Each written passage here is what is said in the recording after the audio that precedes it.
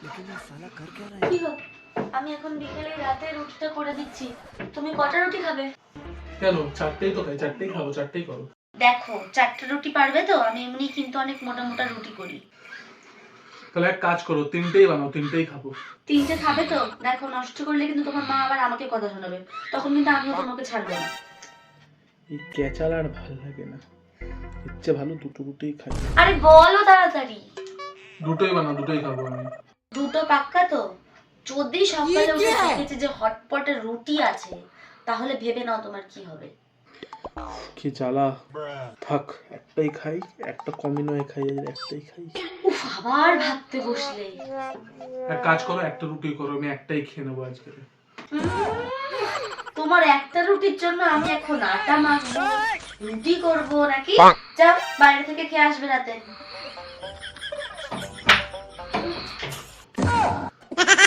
কি ফাঁকিবাজের পাল্লায় পড়েছি।